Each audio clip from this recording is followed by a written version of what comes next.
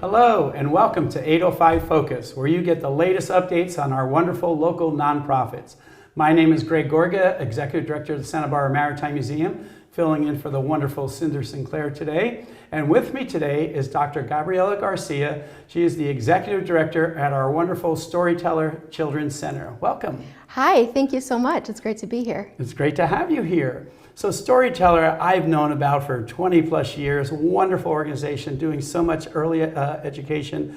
Can you tell us a little bit about the history of Storyteller? Yeah, well, Storyteller was founded in 1988, so this year we're celebrating our 35th anniversary, which is really exciting because we are coming full circle and starting a new program at Transition House, which is where we were actually founded, in the parking lot of Transition House. So it's an awesome full circle moment for us in growing our programs. But Storyteller Children's Center has been in the community for a long time, and we have such great supporters and volunteers that really help to cultivate our program in the community. And that means serving children now as young as 6 weeks of age up to 5 years. Wow. So we focus on early childhood education with a behavioral and mental health component so that children really get the rooted social emotional development that they need to learn the tools that will carry them out through their entire life, especially because our population is mainly children who have had perhaps some kind of trauma, adverse childhood experiences, which we call ACEs, or any other kind of marginalized situation. That's wonderful. You've gone full circle working with Transition House. Yeah, and you have great. how many locations now? We have 3 now. All right. And so you've grown a lot especially over the last, you've been there a year and it's been a busy year for you. It's been a busy year, but it's been wonderful. We have doubled our enrollment, which is fantastic because we serve the community's most vulnerable children. We want to make sure that we have the biggest reach that is possible. Yeah, wonderful. So how many children are you serving now? This year we are up to 80, Wow. which means for the entire year we'll serve about 160 and their families, because we also focus on full comprehensive resources to elevate the entire family so that everyone can truly change their trajectory in life. And I like to say that we aren't just a preschool, we are a social change organization, because if we do what we do best and if we are really carrying out our mission, that is what will happen. Yeah, and a lot of people don't realize how important those early years are in the development of a child, right? So those first 5 years are really critical, right? Yeah, 90% of a child's brain grows in those first 5 years, which is huge and something that we don't always think about or realize. And so the first 5 years are the most critical in someone's life. And do you work with bilingual education? Because I know that's really important to develop 2 or 3 different languages early on. Also helps you with. Yeah, most of our teachers are bilingual, which is great because we serve 90%. 90% of the students and families that we serve are of Hispanic Latino background, and a lot of them are solely Spanish speaking. So being able to communicate with them in a language that they are most comfortable with really goes a long way. Yeah, my understanding is that if you learn 2 or 3 different languages at that age, your brain capacity actually, I didn't do that, which is why I'm where I am, but that is just so wonderful. Yeah. And then tell me, because involving the whole family is so key too, right? Right. So tell me more about that. Yeah, so the goal is to really partner with parents and families to help them help their children so that everyone can elevate together and really break cycles of poverty and trauma. You don't know what you don't know. So educating parents on, why it's important to eat healthy for brain development, everything from why it's important to read books and creating that language development is really important. So we are partners with them in their families' lives for their growth, whether that's helping them with resources for housing, as we know that's a huge issue in Santa Barbara County, especially in Santa Barbara proper, and about 62% of the families that we serve are either home insecure or are struggling with homelessness. 60%. About 60%. Wow. And Transition House, that's what their clientele is as well. So it's really nice to be partnering with them again. Yeah, they're such a great and well-run organization and have such a great reputation in the community. It's really an honor. Yeah. Yeah. Oh, wonderful. So I was an English major. I love books.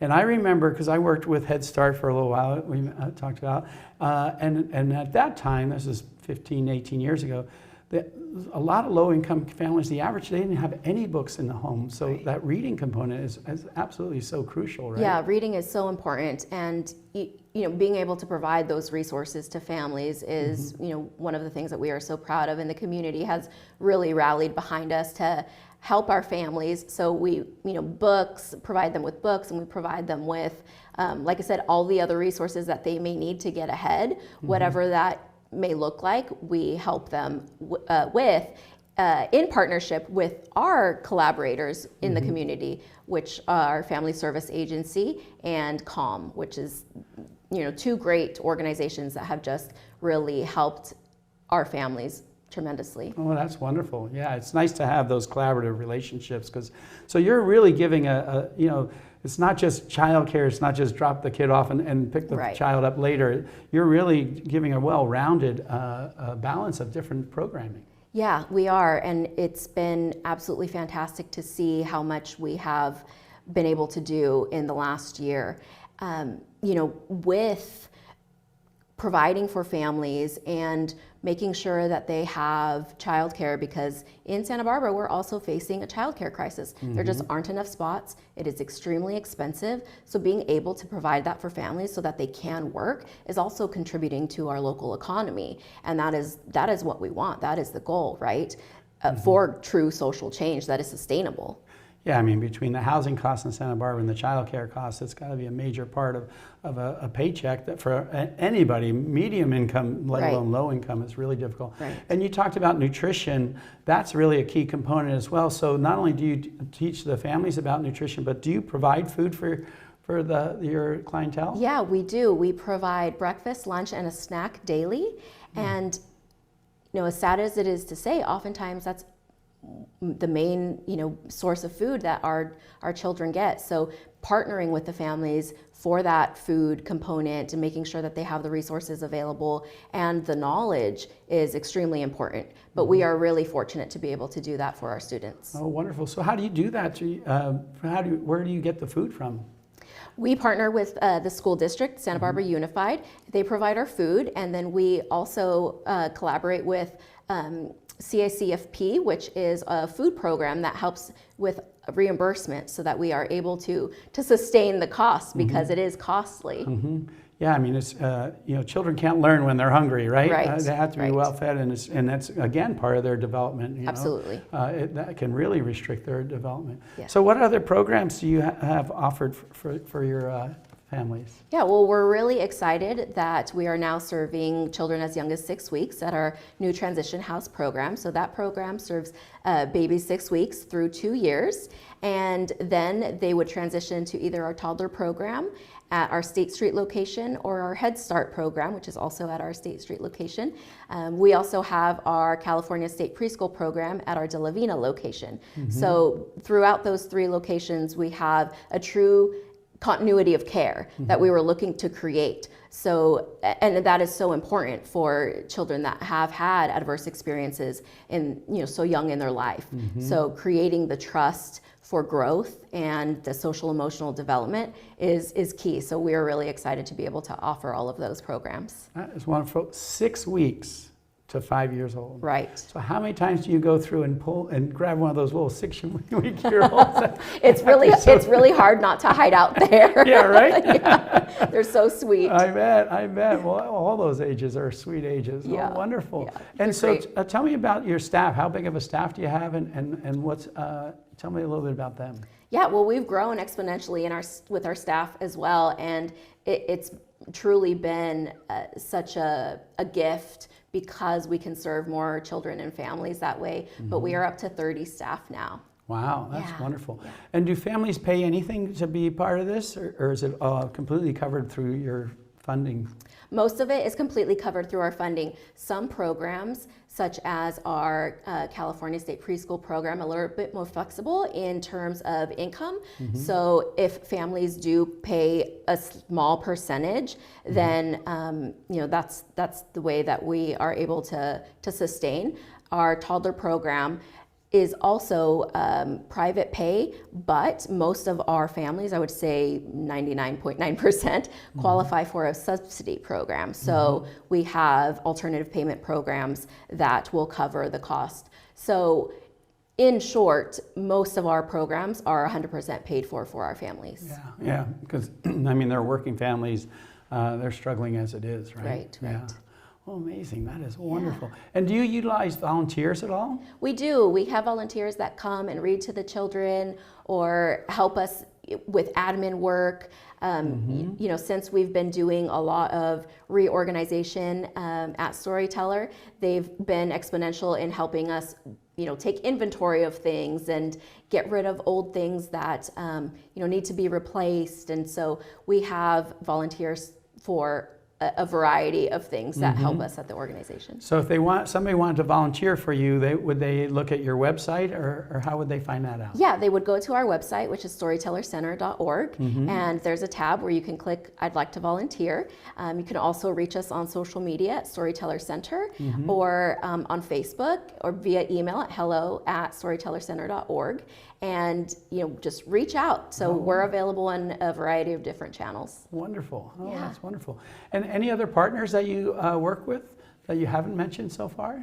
Well, we do partner with tons of different folks in the community, which is hard to list all of them, but Communify has been such a great partner with our Head Start program. Like I mentioned, Family Service Agency and CALM, so helpful in our behavioral health programs and our early childhood mental health programs, which have really been at the core of what we do. And we partner with lots of other organizations in the community to help provide the services that we're able to, like the school district and OT, occupational therapy, or speech. So it's really a collaborative effort to provide all of the services that we're able to provide. Oh, wonderful. So mental health has always been an issue, but it seems like it's really become more of an issue with COVID and seclusion and all that. So can you talk a little bit about that, and are you seeing that, and what and a little bit more about how you help with that? Yeah, it's interesting to see the younger children or children that were born during COVID that are slightly behind because they didn't have the exposure to the outside world that children a few years ago had. So we are seeing that they are slightly behind, and we're doing everything to catch them up, which has been so great. We see how much they grow within a year, and it's truly amazing. But as a COVID mom, I had my child during COVID too. It's being able to see that firsthand and then turn around and support our teachers and our staff at work that are serving the children and the families that are going through the same thing has really been a gift. Oh, good. Yeah, because you not only had like the nutritional issues, the reading issues, but now you have socialization issues that they weren't really getting to experience. Right, and especially with the struggles with poverty and trauma, that really adds to the mental health component that they may be struggling with because of COVID as well. So focusing on that and really preparing them can truly last a lifetime. If you experience trauma, it really does change your physiology, right? So being able to mitigate the lasting effects of that is our main focus. Yeah. So tell me a little bit more. We talked about family advocacy, and so what else does that entail? Yeah, so that our family advocacy program is fantastic. That's our partnership with Family Service Agency, and we provide a variety of resources. So we have a family advocate on site 30 hours per week that meets one-on-one with our families in a private room to go over any kind of resources that they may need in the community. Like I mentioned, housing, medical care, access to medical care, food enrollment for food. SNAP cards. Yeah, right, SNAP cards, whether that is legal aid or custody issues, whatever that looks like, we can help them with that. But the other component to that is also our behavioral health program with Family Service Agency. Oh, wonderful. Yeah, I mean, it's so hard. Most of these families are working, many of them 2 to 3 jobs, right? And so nobody gets family skills growing up, right? We don't learn that at all. So really knowing just how to access these programs, it's one thing that it's nice that they're there, but really helping the families access them. Right. And then many of them, I'm sure, have transportation issues as well. Yeah, and we help with gas cards. Family Service Agency does that, and they've been fantastic at really identifying the needs of our family to meet them where they're at and where they don't feel judged, because access, like you mentioned, is the number one key, right? Sure. Being able to just know about what's out there and what is available to them is the most important part of that. Yeah. And not being stigmatized by accessing these programs is the main thing. Yeah. So how would somebody support all I'm sure this takes a lot of money to make all this happen, because you have trained staff, you have very qualified staff working there. And I mean, how many staff do you need per child, and especially at those young ages? You're right. So we do have to abide by licensing ratios. So for young children and infants, that's about 4 to 1, so 4 students to 1 teacher. And then as we get older into toddlers, it's 1 teacher to 6 students. And then as we get into the preschool ages, it's either 1 to 8 or 1 to 10, depending on the program. So it does take a lot of staff support to make sure that we are able to stay open every day and, just serve the children safety-wise, and adhering to those licensing policies are really important to us. So it takes a lot of time and money. We invest a lot in our staff so that they are able to teach through that therapeutic lens, and that they are trauma-informed, so they know how to respond to a child who might be in distress and give them tools to self-regulate and de-escalate situations. So it does take a lot of funding, and we appreciate all of the funding that we get. So most of our donations come from individuals, about 60%.